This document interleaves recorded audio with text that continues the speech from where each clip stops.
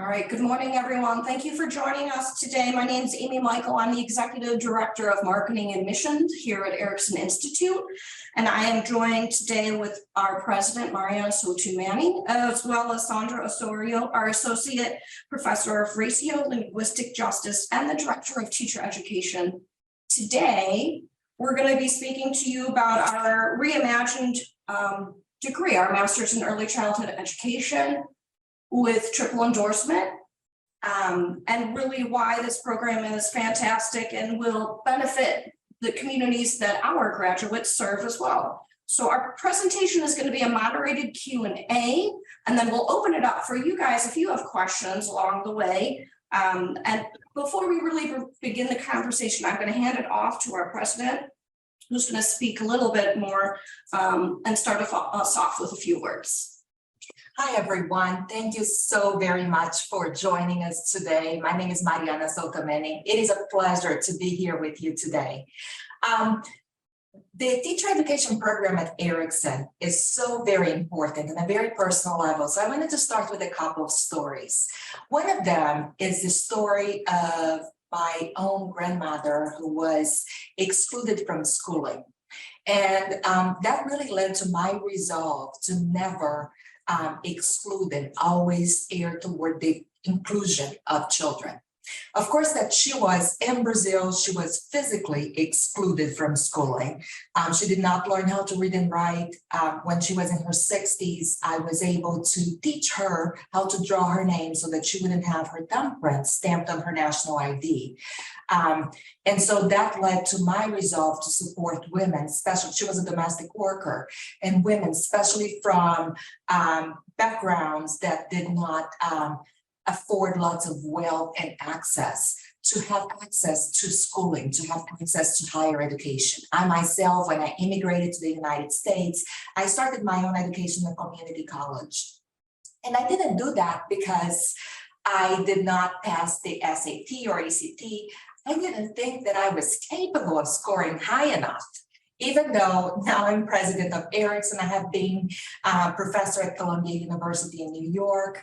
The second story that I want to just briefly mention is a very personal one, which is the story of me as a mother who's an educator, a mother who's a researcher, who knows a lot about special education, about early childhood education. When one of my children was in second grade, he was having difficulty in school, and he was evaluated. He was identified with a number of disabilities. And at the time, I was asked whether I wanted him to remain in a dual language program or whether I wanted him to receive special education services. And I'm determined to make sure that no parent has to make that decision, that we are setting up classrooms, teachers, they're able to support every child, so that instead of expecting children to enter preschool, to enter kindergarten ready, so that we are making sure that we have the tools to build on the strengths of every child, to make sure that every child succeeds. To make sure that the shine in their eyes with which they often enter early childhood never disappears, but just shines brighter. Now, we also know, in addition to these very personal stories that I wanted to share with you, that it matters to have teachers that look like the kids they teach. And right now in Illinois, over 80% of teachers are white. That doesn't mean that white teachers cannot teach kids of color, but it means that what we know is that if a Black child has 2 Black teachers by the time they are in second grade, they're 39% more likely to enroll in college. So now that we know better, we need to do better. So it was with personal and professional knowledge and commitments that we at Erikson decided to take these innovation to the state and really launch the first program that's fully integrated, so that we're not talking about language development for children, language development for multilingual children, language development for children with disabilities. Because as I think back to my own child, he fit in every single category, but I would have had to choose one. So how is it that we fully integrate so that we are ready to teach, that we have the tools, and that we are able to build on the strengths of everyone.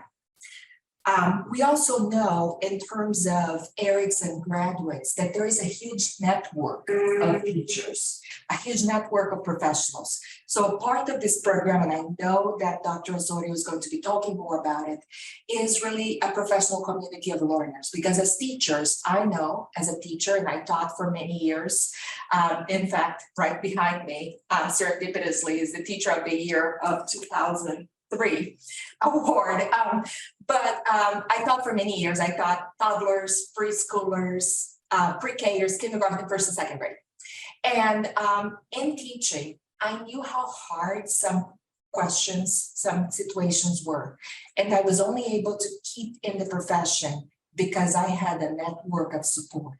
So instead of isolating teachers, we're committed to building that network of support from the very beginning, so that we are attending not only to the knowledge that teachers have and the experiences, but as well as mental health, physical, emotional well-being, so that we can continue in the profession, because we no longer can afford to be trying on our children again and again as we're not able to support teachers in the field. So I am really excited that you are interested in our program. I hope that you will ask questions, that we can engage further. And I hope that soon you will be here in my office at some point saying hi and visiting me. But I want to make sure that we turn over to Dr. Sandra Osorio, who is the director of the program and associate professor of Raciolinguistic Justice at Erikson. Thanks, Mariana. And yes, let's jump right in. So a question for Sandra. You've been leading the development of the Master's in Early Child Education with triple endorsements since 2022. Can you please tell us about yourself and about the program you've been working so hard to launch? Thank you, Amy. So my name is Sandra Osorio. I'm a proud daughter of Colombian immigrants. And I think something that really led me in this path of being an advocate for early childhood education is really my own personal experiences. So I grew up in a Spanish-speaking household, but my education was always monolingual English. I didn't have any educational experiences that really acknowledged my linguistic and cultural background.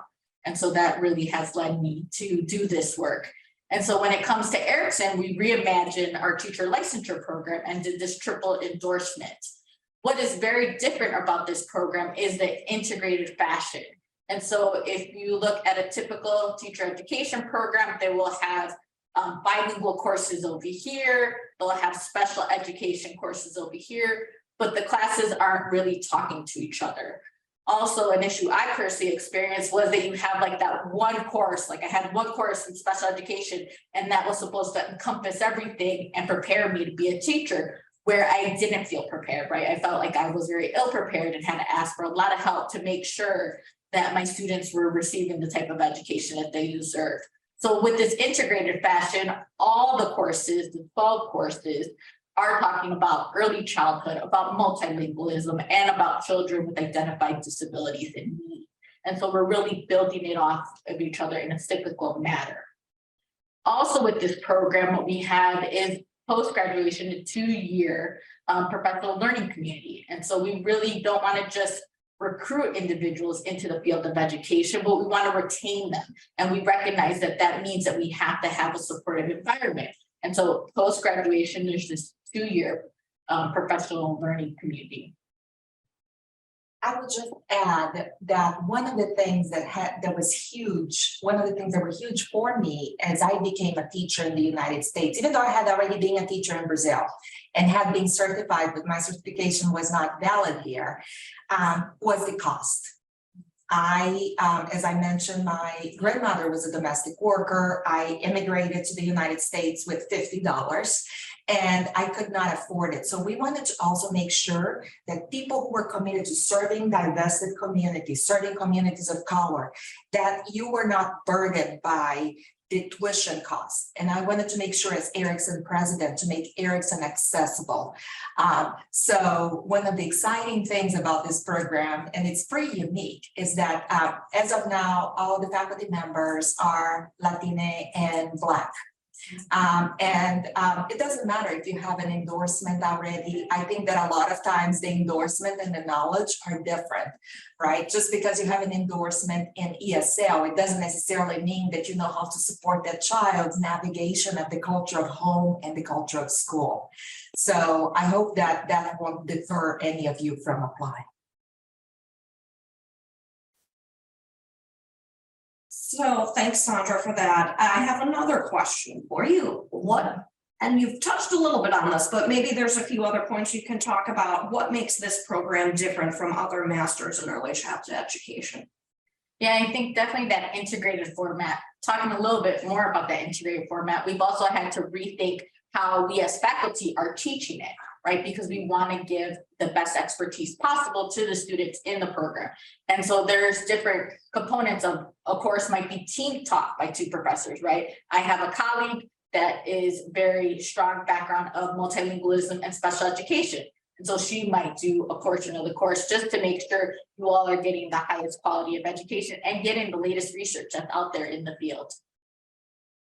I do have a question for you. What happens if someone is not bilingual or multilingual? Should they not apply for this program? Great question.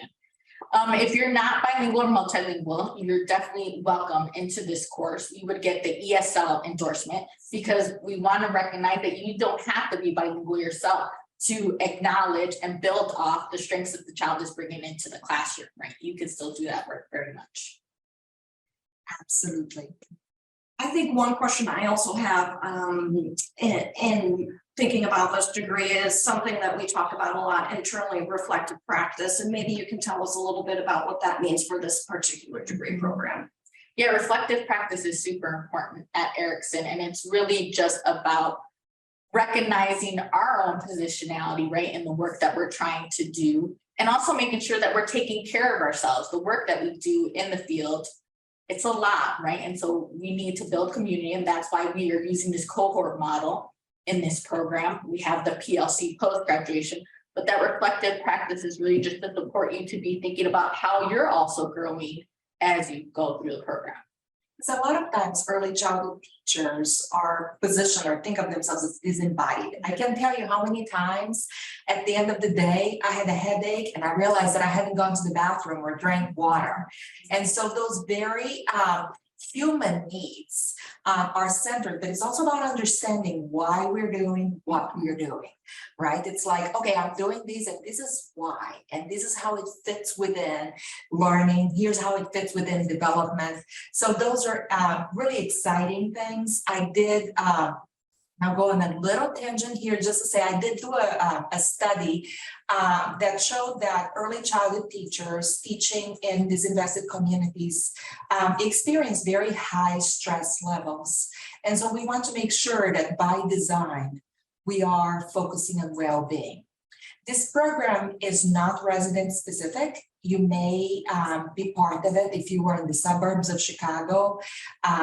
It is a hybrid program, so some classes are in person, some classes are online. And I know that Amy probably has questions about that, and I'm jumping ahead. No, thanks for that. That's a good segue, but some of the flexibility that we offer, you've spoken to, and I think one of the questions that we can see coming up, whether it's at this meeting or other sessions or meetings we've had, is really helping people understand what makes Erikson unique and why should they come here. So in your words, both of you, what would you say to that question? I think that one of the you good to go? Oh, sorry.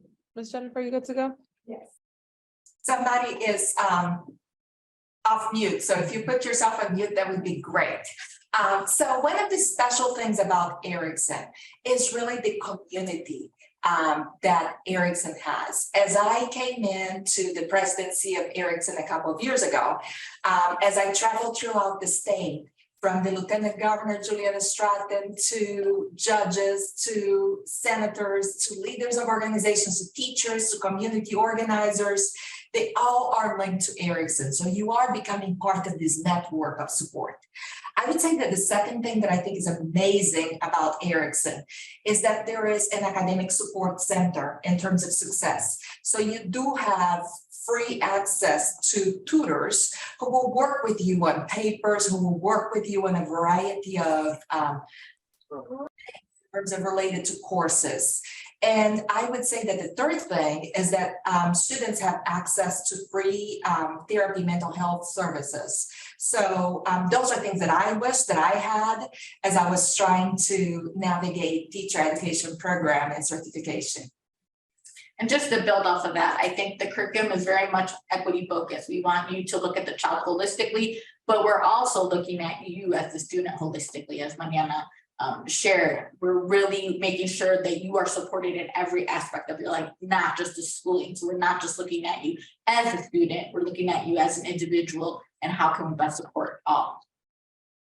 Speaking of how we can support our students, Sandra, maybe you can tell us a little bit more about the Educator Impact Grant for this program.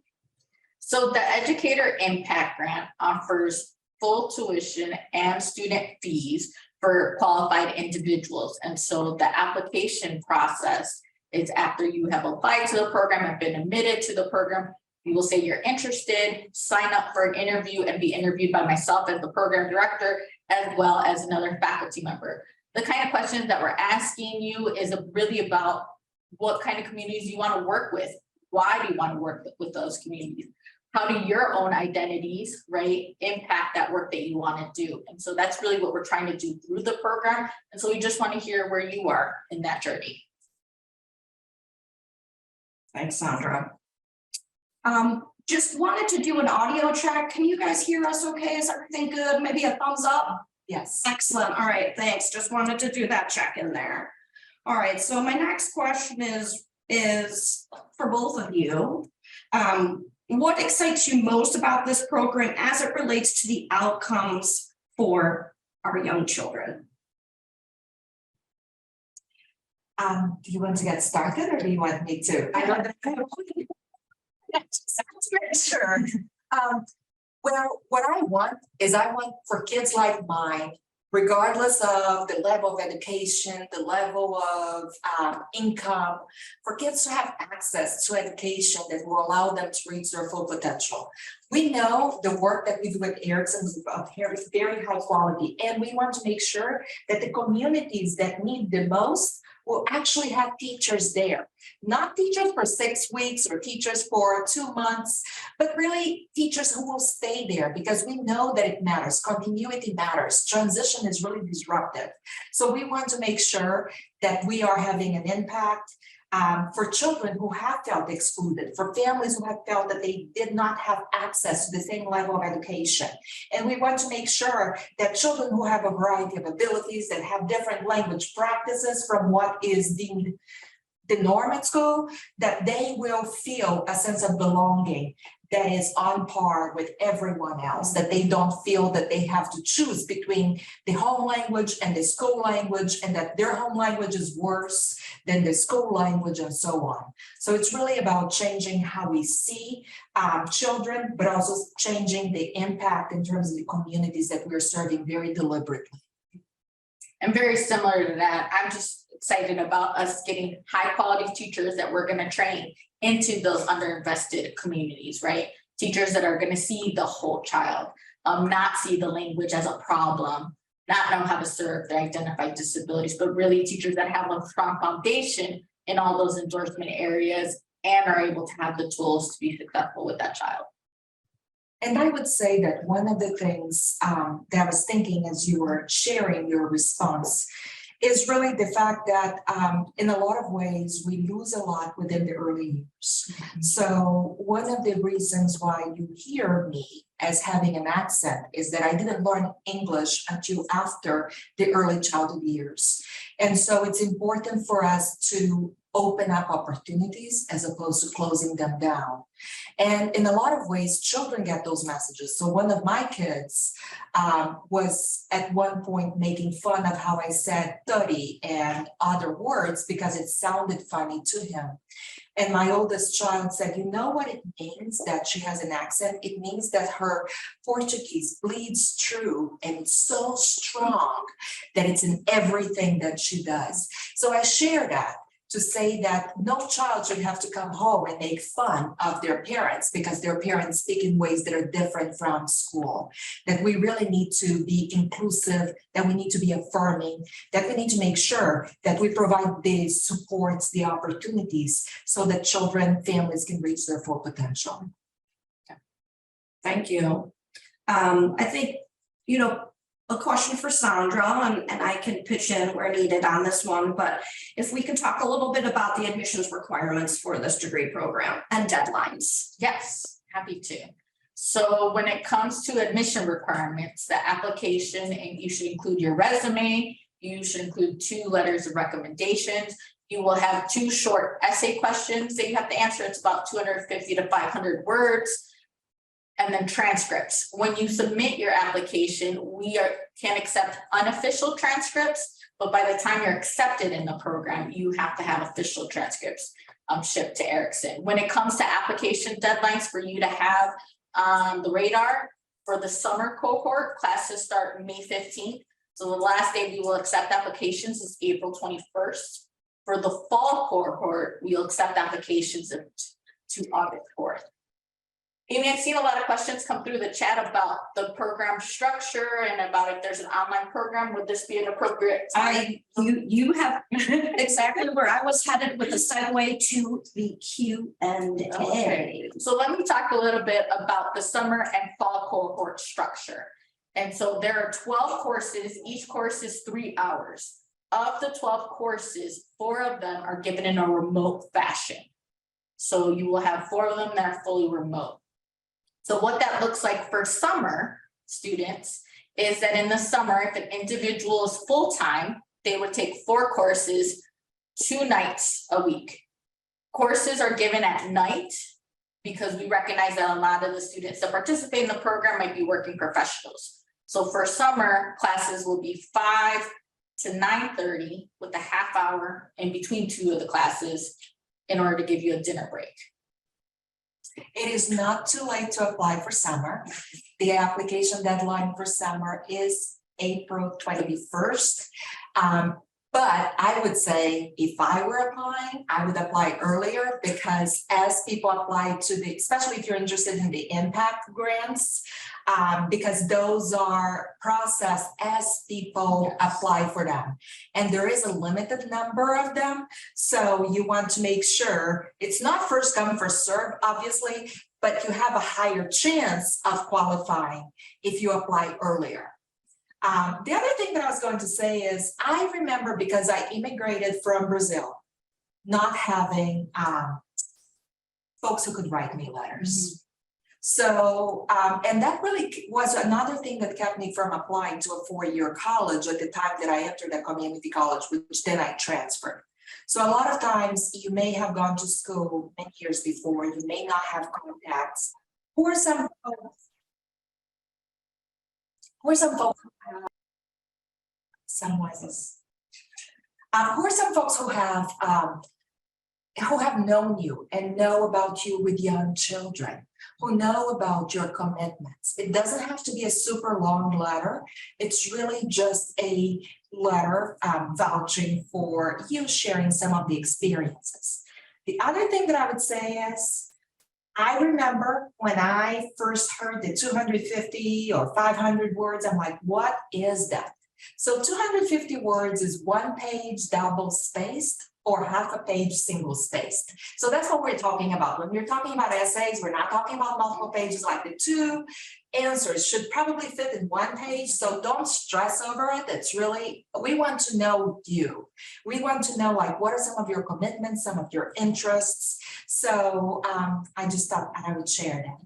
Thank you for sharing that. And another question I saw come through on the chat is asking if there's a fully online version of we are launching a fully online next summer. So for these first two cohorts that you see launching in summer and in fall, those are the hybrid versions where of the 12 courses, 4 of them are given fully remote. So for full-time students, what that would look like for both the fall and the spring is that instead of coming to campus 2 days a week, you would come to campus 1 day a week. And then the second day during that week where you take your 2 other classes is actually online.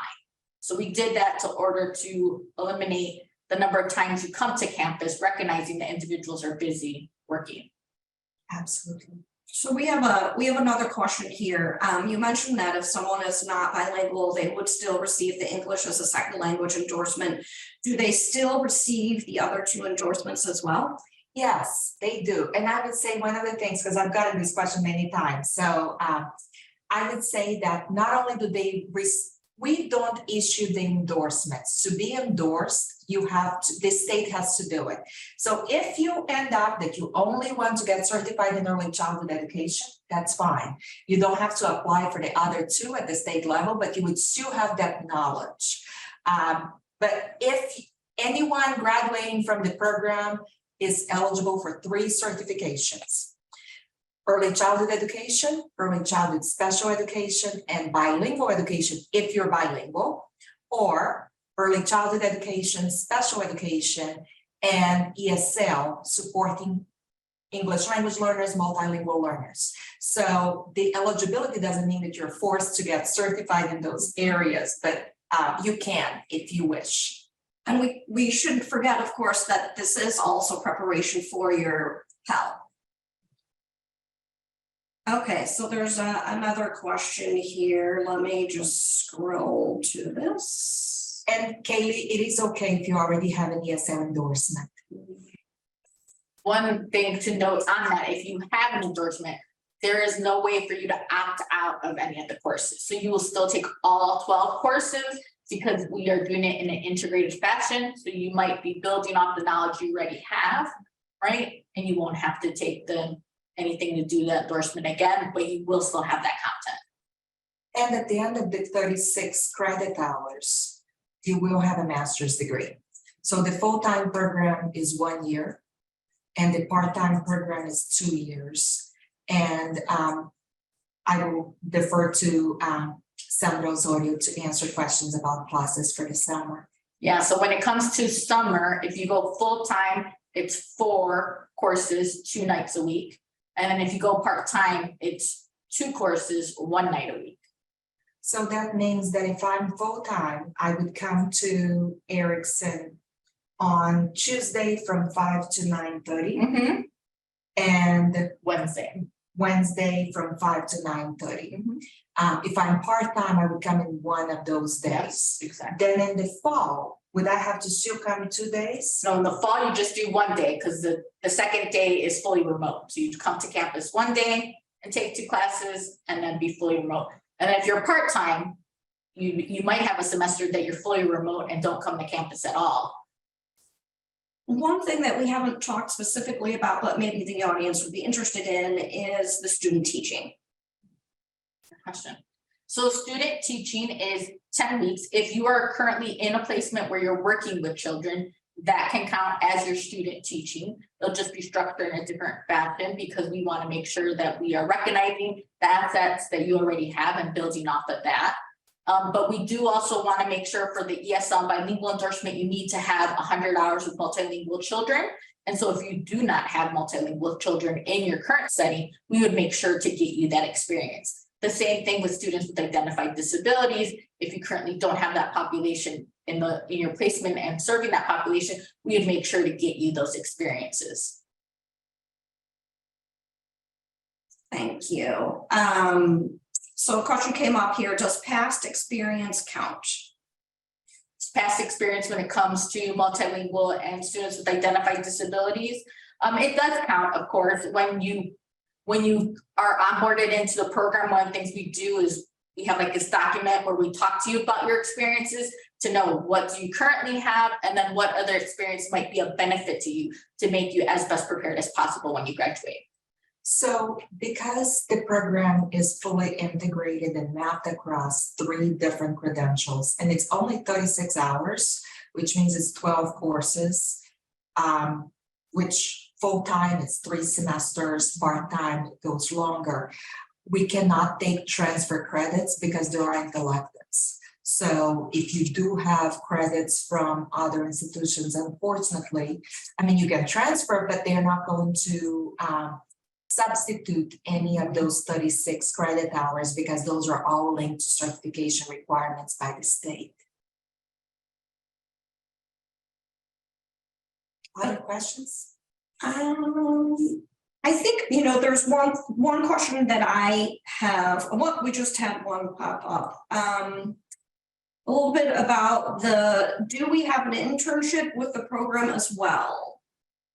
So on top of student teaching? It's just student teaching. Yeah, correct? it is just student teaching. So you just have clinical experiences your final semester in the program when you're doing the student teaching component. Now, if you want to be set up with internships, the Office of Career Services can probably set you up, but it's not a requirement for the program. That would be above and beyond. If you're already teaching, you are likely to complete your student teaching in your classroom because we want to make sure and recognize that we are really building on your strengths and recognizing the experiences that you have. And many of them tend not to be recognized. So that's why Sandra was saying that when you come in, she will meet with you or a faculty member in the program and really document what experiences you have so that we're not treating all of you the same because you have different lives, different experiences, and we want to make sure and value those. When it comes to the structure of what that might look like if you're doing your student teaching in your own placement, you won't have a cooperating teacher. And so what will happen is you'll do more of like an action research study supported by a faculty member from Erikson. So you will decide on a focus area or something that you want to look into in your own teaching. And then through observations, you'll be in conversations with the faculty member to see what kind of things can you try out? What kind of things can you change? What kind of things can you improve? So that's what it'll look like in your own placement. The program certifies you from birth to 2nd grade. So you can get a teaching position in kindergarten, 1st and 2nd grade, and you can get a position teaching infants and toddlers.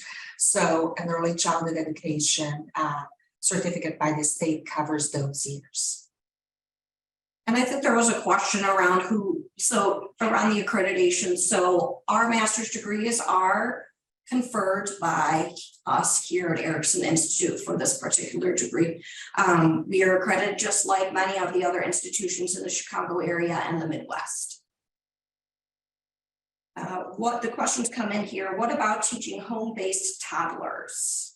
Yes, so even home-based places would count towards your teaching, your student teaching. So if you're working with toddlers right now, and that's where you want to do your student teaching, then it would be the same structure. You would develop an action research study for yourself based on your experiences. Yes, Kaylee, yes. I think that there were some questions related to the Educator Impact Grant. Yes, there are some questions related to the tuition grant. So why don't we talk a little bit more about the Educator Impact Grant? So the Educator Impact Grant covers full tuition and student fees. You should note that there are a couple of fees that are outside of the Educator Impact Grant. That includes the $200 matriculation fee and then any tests you have to take for content test. But other than that, your tuition for all the courses, the professional learning community is covered. When it comes to what you have to do in order to receive the Educator Impact Grant, you have to sign a service agreement. So when you are awarded the Educator Impact Grant, you sign a service agreement saying that you are willing to work 4 years in an underinvested community. We do not have a list of schools that you need to work in this particular community or you need to work in this particular school. It's really just, we have a general definition of an underinvested community. And so we really want you to be focusing in that area. Would I give my salary to Erikson or not be paid during that time? Great question. No, You would not. So you would still be working if you are working at a current location that you consider is underinvested. Underinvested, we think like 20% of the school population are identified as students of color. And so if you have that population, then that would count towards this 4 years. And you have 6 years to complete that 4 years. And so we give you some buffer in case you currently have a job that doesn't fit into that category and you need to look at how you might make that move. So we have a question about, are there any graduate fellowship opportunities? I think I can jump in for that one. We do have a federal student worker program and there are opportunities posted, generally open. Some of them are open right now. So we can have open positions throughout the year. The bulk of them open up in order to capture some interest for anyone starting in the fall. So stay tuned for that. There are opportunities there. Yes, I would say one of the things that oftentimes people are thinking about is, will I qualify? How many Educator Impact Grants are there? What I can say is that the greatest number of Educator Impact Grants are for summer and then fall. So again, if you were interested in that, I would jump on the opportunity as opposed to waiting. Yes, we're giving the minimum of 30 Educator Impact Grants in the summer and then in the fall. I saw the question come through about if you have to do the 4 years of service agreement in Illinois. You do not need to do it in Chicago. It does have to be within the boundaries of the state of Illinois.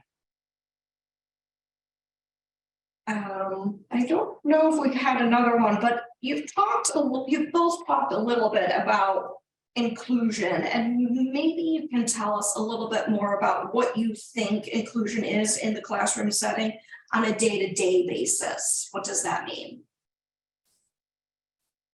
I would say a lot of times what we deem to be inclusion is physical inclusion and not pedagogical, social, emotional inclusion.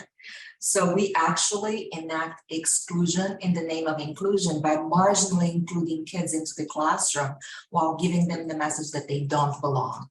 The vision that we have for inclusion is really questioning who is ascribed belonging in the classroom community. How do we burst through the seams and expand it? It's not that we're doing away with anything, but really expanding the who belongs, and then not expecting kids to make choices related to, oh, my parents know less, and therefore I need to detach myself from my family, from my culture, but really expanding the ways that people speak, the way that people interact, the values that they consider. And I'll give you just a brief example. When you think about, for example, so many Latino families, you have lots of families and interdependence. So some of the things that are recommended by age may not be hit at a certain age because of that. My mother would feed my children probably up to age 6, spoon feed, to create that bond and interconnection, which would not be appropriate within the context of the independence value within the culture of mainstream US. So I share that really because I think that it's really thinking about understanding that that our lived experience is one little point in the world, but there are other lived experiences, and that we need to understand our place in the world instead of thinking that our place is the whole world. Very well said. Yeah, I agree with that. I think inclusion is when you're recognizing the whole child in the classroom space, right? You're really welcoming all their identities and really building off of that instead of making them feel like they have to be something else or hide part of their identity in that classroom space. I saw a question come through in the chat about if there was a capstone or a thesis at the end. There is not for this program. What we do have is we do have program evaluations. And so for our program, what we're doing is a portfolio. So throughout the coursework, you'll be doing different assignments that you're putting into that portfolio. And then at the end, that portfolio is used to give a presentation to demonstrate your growth and knowledge across the whole program. And that's really rooted in the idea that we do have high expectations, but we want to make sure that we have high levels of support. So instead of expecting you to come up with the culminating project at the very end on your own, that there are opportunities for you to reach those so that you're set up for success. So the standards, the expectations are not lower, but the supports are higher. Speaking of support, maybe you can tell us a little bit more on the professional learning community. I know we spoke a little about that earlier, but maybe you can tell us some more details on that.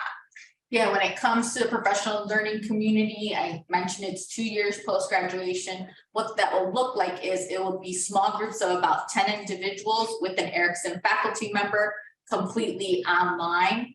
The content of those meetings, monthly meetings, will be decided by the participants in that particular group. So no two groups might be covering the same thing. We really want to be responsive to what's coming up for you when you're in the classroom. What kind of things do you want to deep dive into? Maybe there's a topic that we covered in course that you feel like now you're seeing it play out in your classroom. And so we really want to be responsive to that. I did see a couple of questions about asynchronous. The program will never be fully asynchronous, but there are asynchronous components, even now, because we recognize that you can't be sitting and that's not how learning happens. But we also recognize, and there has been plenty of research that has shown that community matters. So we want to strike that balance between you being part of a community that will feed you, that will support you, that will cheer you on, at the same time that you are getting the content, the tools, the understandings that you need.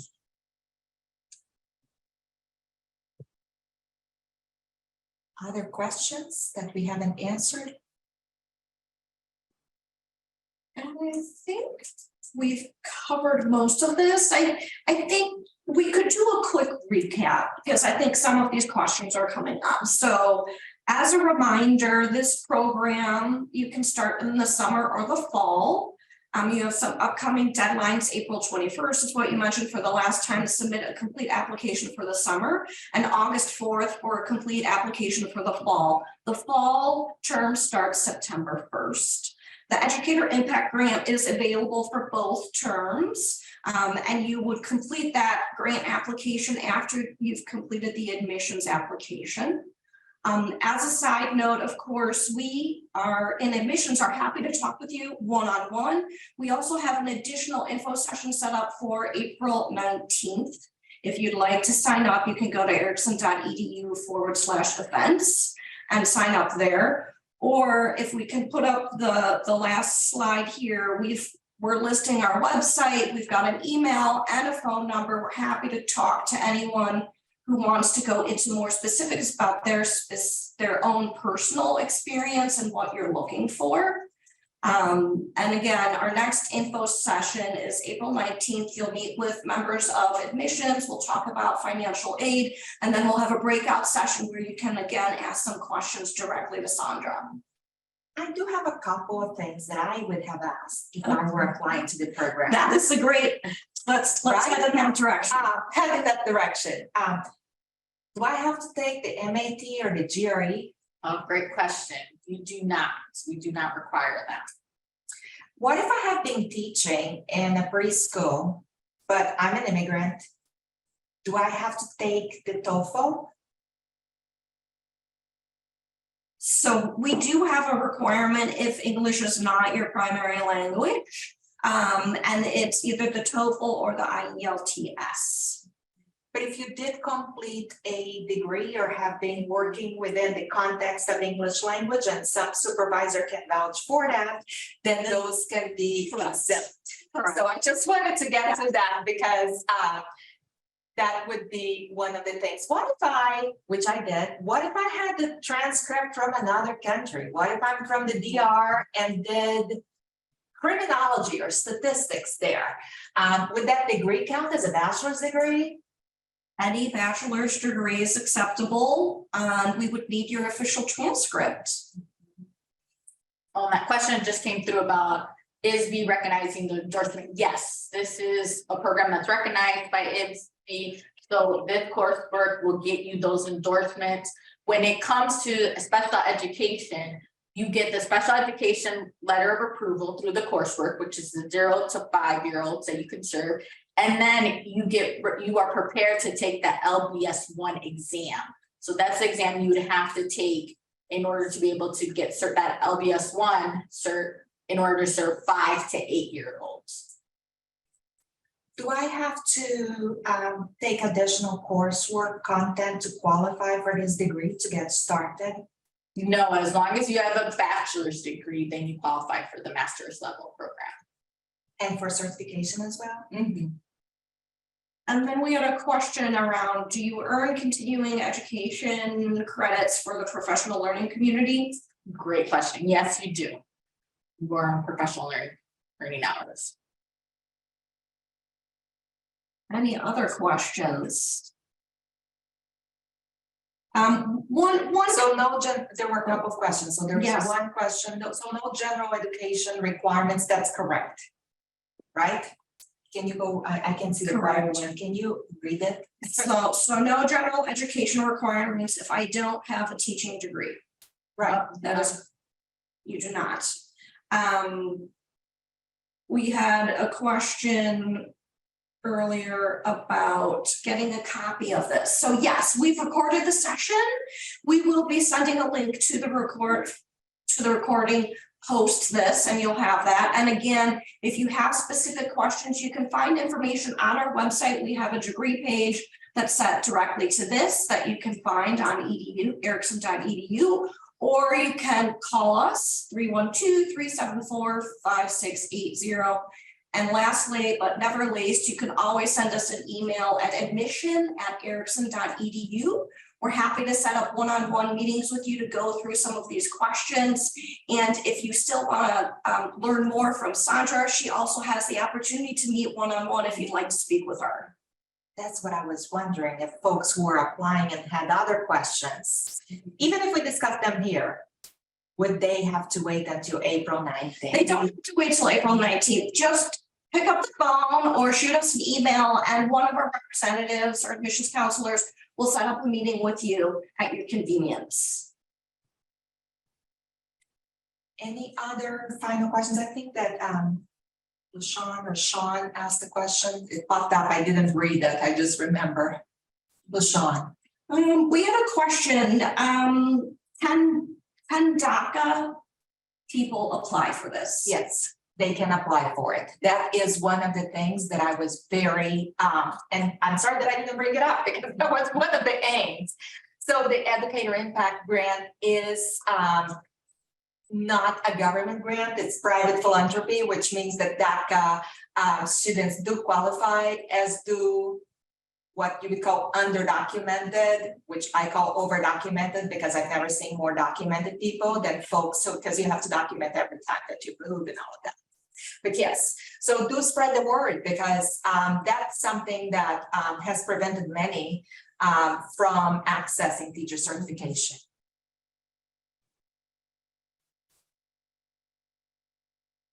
If there are no other specific questions, I just want to say thank you to Mariana and Sandra for spending some time with us. Thankfully, many thanks, I should say, to you for listening. And once again, we will be sending out a recording link.